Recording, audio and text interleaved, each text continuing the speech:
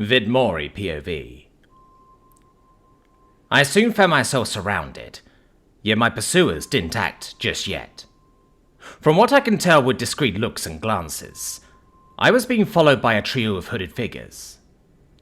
Two of them were walking ahead of me, intermingling and doing their best to lose themselves in the hustle and bustle of the crowd.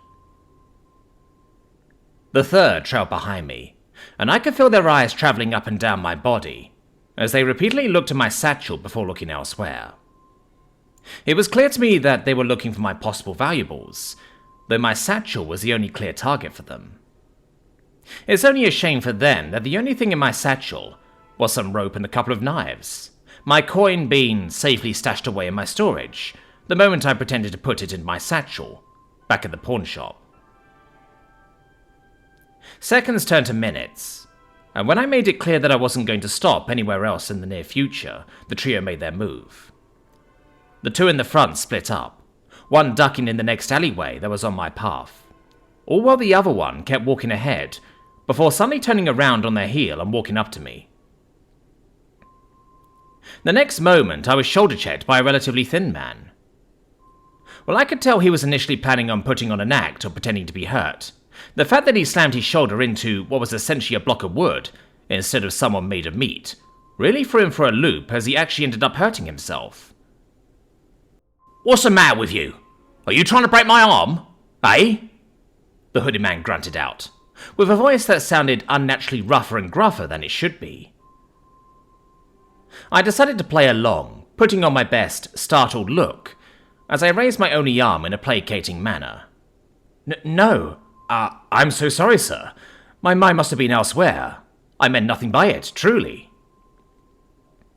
The man then grabbed me by my shirt, shaking me around with a surprising amount of confidence, once I showed myself to be spineless against his initial bravado. While he shook me, the one who hid in the alleyway came up behind me, before quickly cutting the strap to my satchel and running off with it. However, the second hooded figure didn't keep it, instead passing it to the third hooded figure that had been following from behind, as they tucked my satchel under their cloak, and immediately took a side path off the main road, all while the second hooded figure kept running the same direction they had been going. Once his partners were gone, the first hooded figure just shoved me against a wall before booking it down the street, going his own way, as I was left to collect myself. That was so much fun. Going through the motions of getting robbed with none of the threat or the loss. They clearly had a plan, were coordinated, and were quick enough to get away with it. Sure, they were rough around the edges and could definitely use some polish, but to meet some honest-to-goodness thieves who use misdirection and sleight of hand, rather than just killing their victims like mindless beasts, is such a breath of fresh air. Well, as much fun as that may have been, those three now owe me a new bag. Chris POV.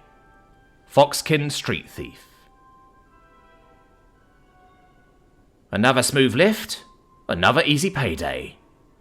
Well, he did feel a little bad they targeted a crippled man today. Their contractor only ever sends them after especially fat purses with lots of silvers. He weaved through the familiar alleyways at a brisk pace, moving quickly but not running, as he crossed street after street until he reached this week's meeting point. Stepping through an open window, he looked around at the burned remains of what used to be someone's house. Even though it's been a month since the fire, the smell of smoke still lingered in the air. He pointlessly brushed off a spot in what used to be a living room, sitting on the frame of what was once a nice-looking couch. Chris eyed the bag in his arms curiously, and was momentarily tempted to peek inside while he waited for the others to get here, but he remained patient for now as he simply set the bag to the side. It was a tradition by now to wait for the others to get here before they looked over their spoils, and he would keep to it even now. The seconds turned to minutes as Zax was the first to return. He was a half-orc, who was taller than most others his age, though he was fairly lanky and thin. He simply flashed a charming smile as he spotted Chris while climbing through the window. "Nice to see you made it without a hitch," he mused cheerfully enough, while making his way into the kitchenette when he began digging through various cabinets before finding some dried meats he stashed a few days ago.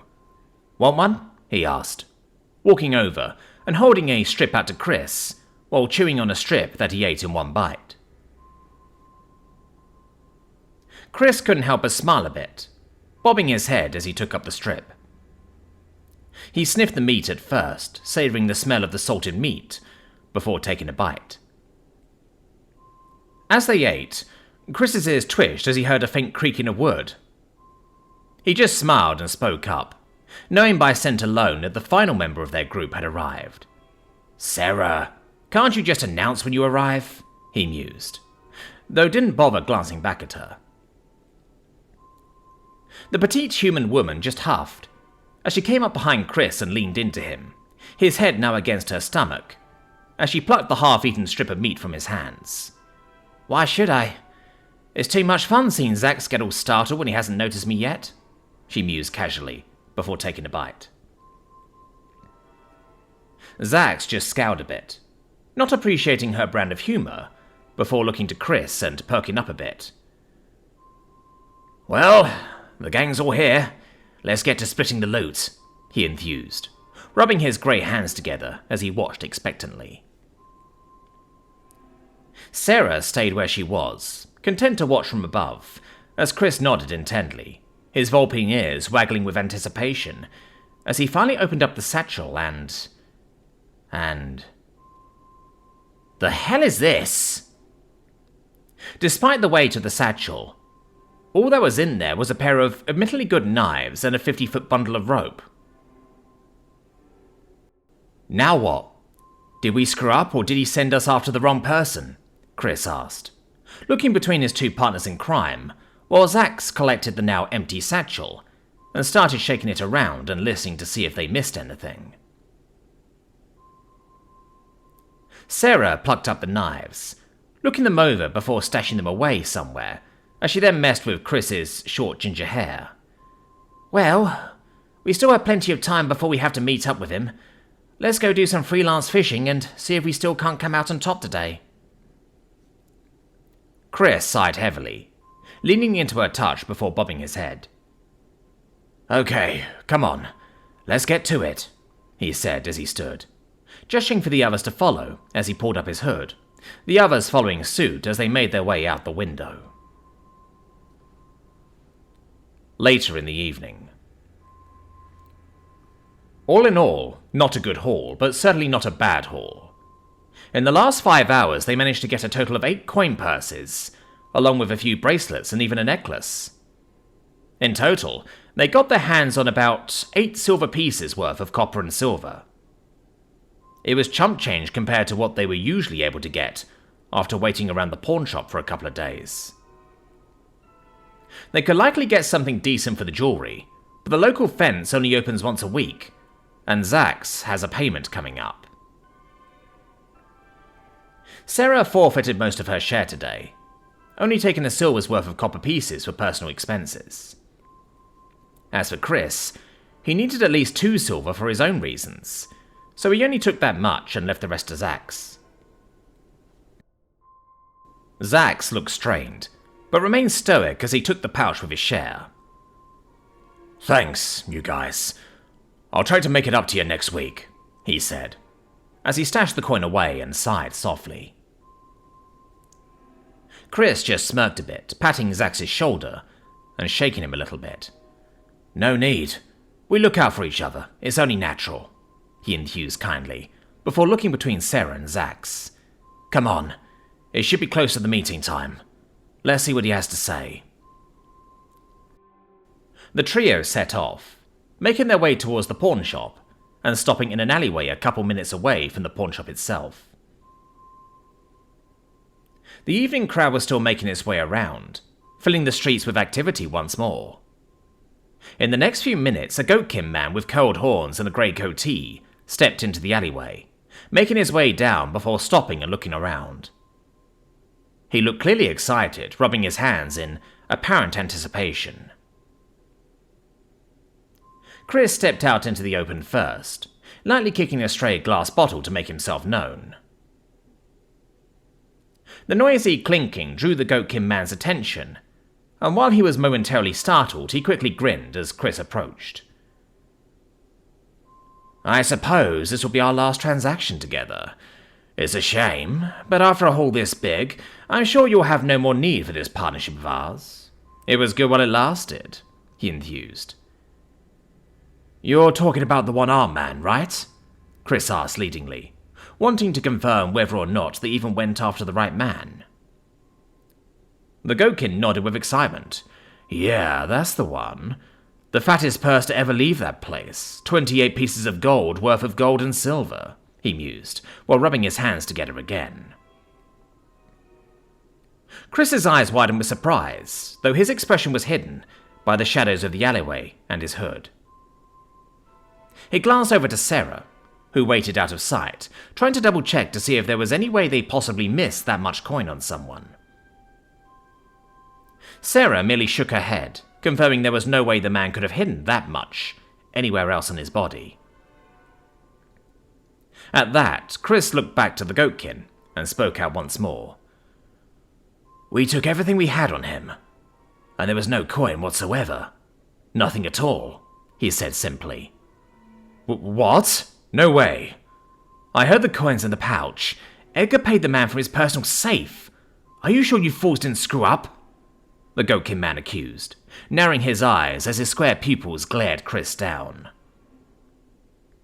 Chris bared his teeth as a primal snarl started to rise from his throat. How dare he accuse his team of incompetence? Though before he could get a word out, a voice spoke up from above them. "While they may have been a little sloppy, they did everything right. It's only their poor luck that they tried to steal from me." Startled by the appearance of the stranger, Chris quickly looked up to see who was speaking, only to see stone and dirt being poured down from above, before they were quickly formed into two massive walls that blocked off both ends of the alleyway, trapping him and his team, along with the Goatkin man. The Goatkin man let out a startled bleat as he looked around, stepping closer to Chris to get away from the walls that suddenly formed. Zax and Sarah stepped out from cover as well, forming up on Chris as they looked at him. "What do we do?" Zax asked quietly. "What can we do?" Sarah replied softly. Before Chris could say anything, a cloaked figure dropped from the rooftop, jumping down from 3 stories up and landing safely as they stood tall despite the drop. Chris caught a glint of green light from under the hood, his skin forming goosebumps as he felt some kind of sensation wash over him. "Tell me, why do you steal?" the cloaked figure asked, while slowly approaching them. That voice, it's the one-armed man," Zax whispered frantically, apparently recognizing the cloaked figure. Chris felt his throat tighten. They were dealing with a very powerful man all of a sudden, a powerful man they wronged. His thoughts turned to his little sister, as he wondered who would look after her if he didn't come home today. "What's it to you?" he spoke out, doing his best to put a sense of bravado into how he spoke, though it was ultimately ruined by his stutter. The cloaked man flashed a toothy grin before chuckling a bit. "How cliché, how novel. You steal for the sake of family. That's not a bad reason at all," he mused, looking to Zax next. You steal because of a debt your parents left you with? Another good reason." He then looked to Sarah, tilting his head as if curiously examining her. "You steal for the fun of it. But you like Zax, and you really like Chris, so might as well steal for them, eh? Fair enough." Chris was internally freaking out now. How did this man know about his sister? How does he know anything about anyone? The man stepped closer, though his attention was now on the Goatkin. "Tell me, why do you steal from your boss's clients? Well, not that you actually get your hands dirty. Why should you? Why take any risks when you can get some dumb kids to do it for you?" he said, as he suddenly grabbed the Goatkin man by his shirt collar. I need money too. I swear, I've got a sick mother I've been caring for. That bastard Edgar doesn't pay me enough, and I'm struggling to make ends meet, I swear," he explained frantically, grabbing the man's arm as he tried to pull away and free himself. The man stares the goatkin down, slowly tilting his head to the side before starting to chuckle and laugh with apparent amusement. "What's so funny?" Chris asked, stepping away from the goatkin and the hooded man as a vague sinking feeling settled in his stomach. "He is," the cloaked man says as he shakes the goatkin a bit. "All that was such a blatant lie that he must have been trying to tell a funny story," he said, with a smile still on his face. "He's a real comedian. How else could he live with picking out who does or doesn't get robbed? You're the brain of this whole operation, after all. I saw what you did with the statuette when I left. What a clever little signal system, that's for sure." The cloaked man then hummed a bit as he stared deeply into the goatkin's eyes. "I don't mind thieves, not at all. After all, a man's got to eat at the end of the day." He then lifted the goatkin up into the air, still holding him by his shirt collar. "What I don't like are cowards who don't even have the spine to get their own hands dirty. If you're going to take something, then own it. Do it right." "Want me to get my hands dirty? Fine. How'd you like this?" the goatkin man shouted, quickly leaning forward and suddenly chomping down on the cloaked man's arm before crying out in pain. Fuck! My tooth!" At a glance, Chris could see the goatkin now had a very bloody mouth, whereas the cloaked man didn't even flinch or react. The cloaked man just smiled a little more before chuckling a bit. "At least you showed a little spine in the end. Tell me, do you spend all the money you get, or do you save some of it somewhere?" "What? I'm not telling you anything!" The goatkin squirmed and shouted, actually spitting blood in the man's face out of spite. The cloaked man just smiled, tilting his head a little more before softly speaking up. "Too late," he mused before chuckling a bit. "I suppose you'll make good practice. Do try to memorize what you're about to feel so I can study this later." Chris watched as a green light emanated from the cloaked man's hand, when suddenly the goatkin started to writhe and thrash. Grunting through clenched teeth, he slammed his fists against the cloaked man's face and chest, trying to wrench himself free. The goatkin soon began to gasp desperately, as if he couldn't breathe, when he suddenly went limp before vanishing into thin air. The cloaked man then looked at Chris and the others, Zax moving quickly to stand in front of Chris and Sarah, though the man simply smiled a little more as he spoke up. "You three owe me a new bag, but I'll save that for later. How about you all come work for me?" Chris blanched at that, not sure what to make of it all, as he opened and closed his mouth a few times, before hesitantly speaking up. "Wait. What?"